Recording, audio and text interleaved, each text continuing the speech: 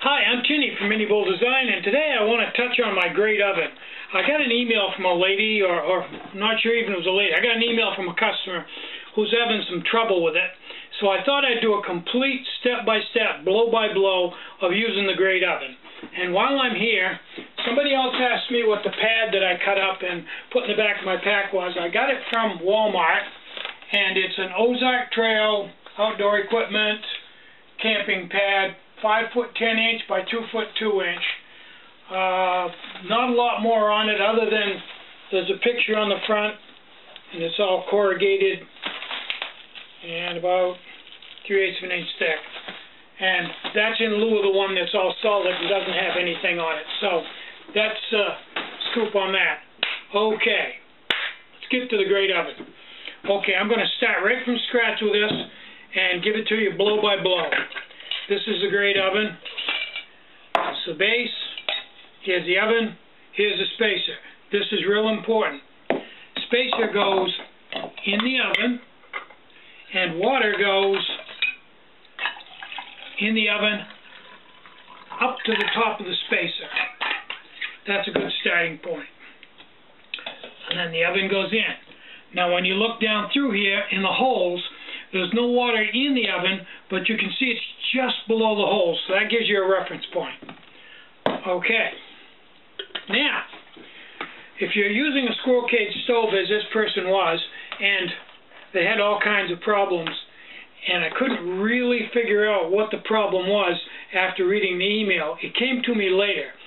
The thing that tipped me off was, she said that, I'm not even sure it was a she, the person said that it was a fiasco and they had water blowing all over the place, but the one statement that tipped me off was they said, and it even damaged the stove. That's how bad it was. Okay.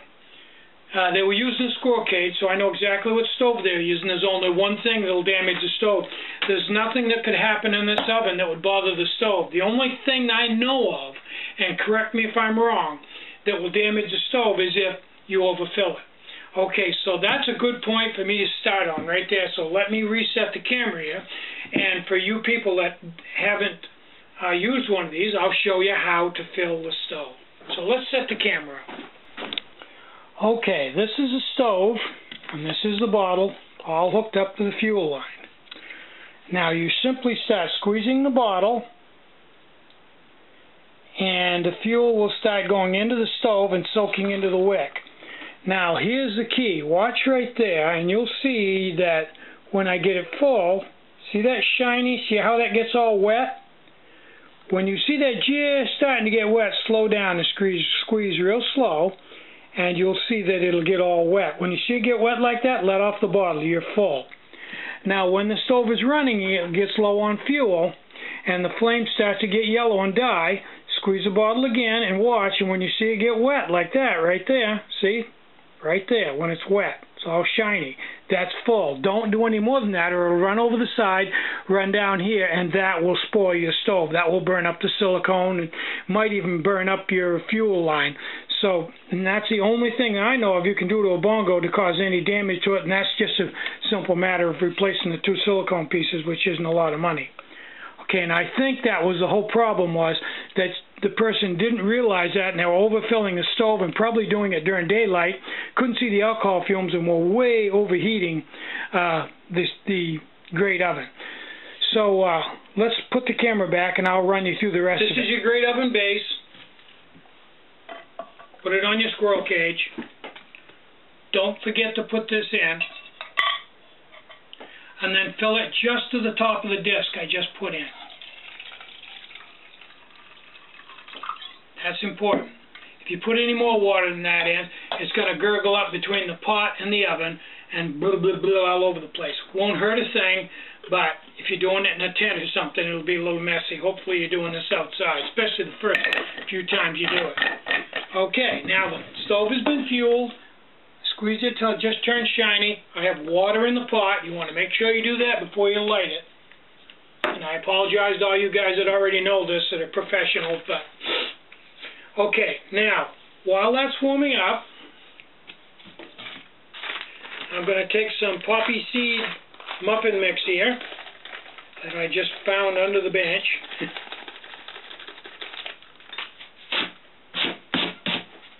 And I'm going to add enough water to it to make it just a thick dough. It doesn't take a lot. Got this spork at Walmart the other day. It was like a 4-pack. 1, 2, 3, yeah. I'm still working on it. Not bad. Not a light my fire, totally different animal, but I kind of like them. In fact, I might even like them better than light my fire, but I think that may be blasphemy, but anyway. Okay, we're going to stir this up till we get a nice, consistent batch here. We want it all dissolved. We don't want any dry spots in it, but we don't want it real runny. There we go. That's just nice. Life is good. Okay, now that's all we're going to need the water for right now.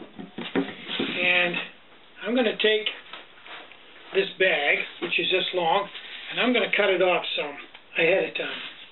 It works better that way for me. I'm going to cut it off to about 10 inches. And that's about all I use a knife for. Okay, now I'm going to open it up. This is a captive fuel bottle. You want to put that in your pocket so you don't lose it, because you're going to need it later to cap the fuel bottle off when you get done. Okay, I'm going to open this bag right up and flatten it right out. I'm going to gather up my batter and try to get it to the edge of the pot. And pour it right in the center, right in a big lump. Now, if you don't get all this out of here, and this is just add water, Betty Crocker, just add water. The beauty of not getting this all out of here is it's good raw. So while it's cooking, you can sit there and clean it out, help you fight off the hunger pains until this is done, because this is going to take a while. Okay, curl that up, set that off to the side. Now, I generally wait till this gets boiling before I put it in the oven, but there's really no need for that. You can put it in before it's boiling. It might even be a better idea. Just set in there, try to get in the middle, and make sure your spacer is somewhere in the middle. Slide this back in. Okay, now I'm going to turn off the camera until this comes to a boil and gets going, and then we'll continue with our demonstration.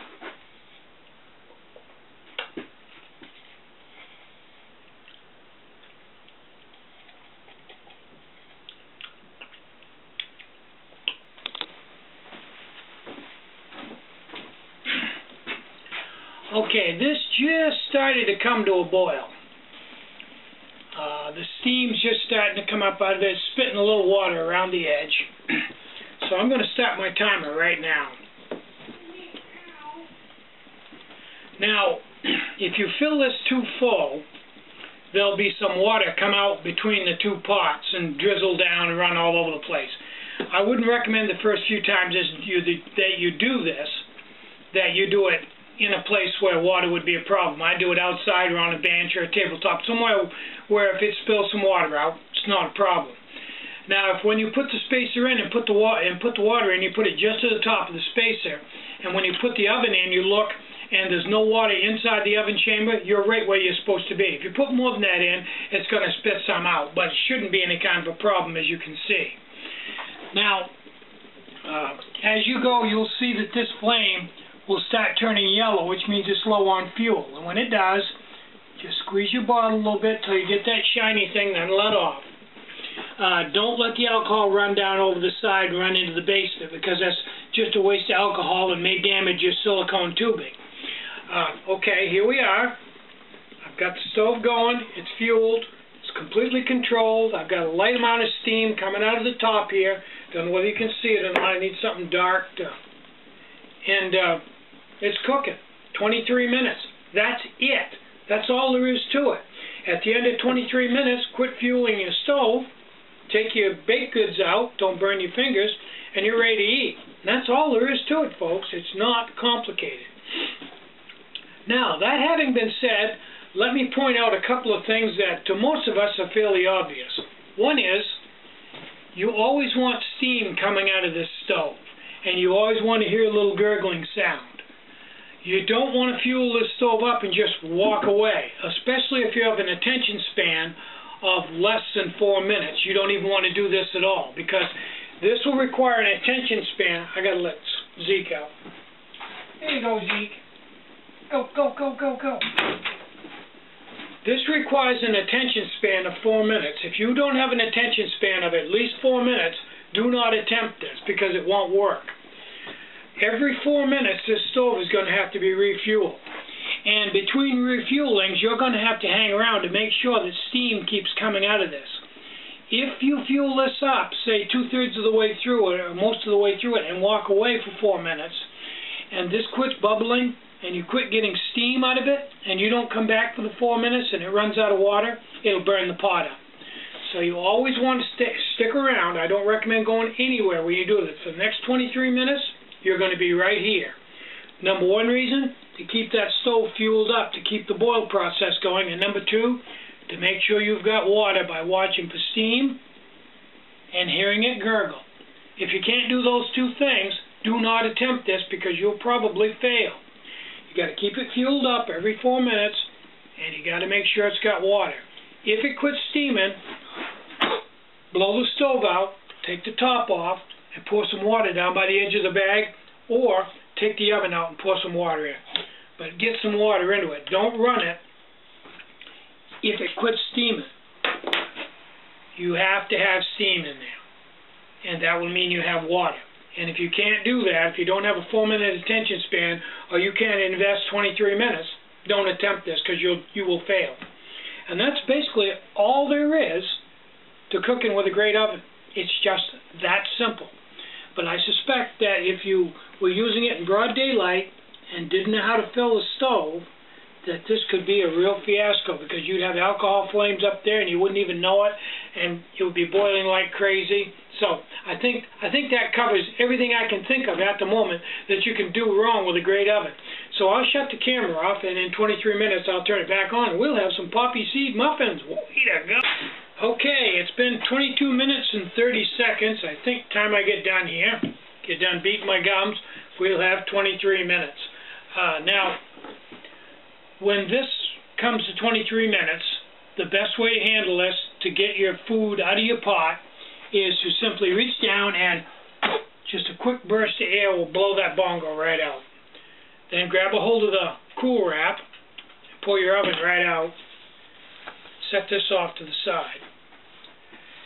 Now, if you hang on to the cool wrap and take your lid off and reach in there and grab a plastic bag, pull that right out, no trauma at all. No trip to the emergency room. Okay. Now, let me move the camera in so you can see what we got here. So you can get a good look at the baked goods. Okay, I think this is poppy seed muffins.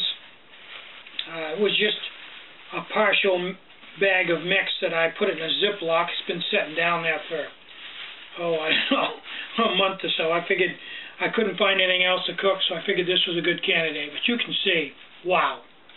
Like always, folks, you can't beat this oven. It's absolutely gorgeous. Oh, man. So, basically, in a nutshell, that's everything there is to using a Grate oven. Well, just keep an eye, don't overfill the stove. You might want to practice with that with just a regular pot of water on to practice filling the stove if you've never used one before. And if you do it in low light, you'll be able to see if you do happen to overfill it and have a better understanding of it. But it's basically something that anybody can do. So, oh yes, one other thing. Somebody asked me about the optimal height from the wick stove up to the base of the pot. Okay, that's fairly simple. That's between 1.5 inches and 2 inches. 2 inches is the most efficient, but if there's any kind of a breeze at all, 1.5 inches is better, because the higher it is, the more the air will get in and carry it off. So I make most of them at about 1.5 inches, maybe just a little bit less, and that's all there is to it. It's not real fussy. So I'm Tinny from Minibulldesign. Get out and hike, take a friend, enjoy the great outdoors, cook some really great meals out on the trail, like poppy seed muffins. And more important than anything, have a really great day. Bye-bye.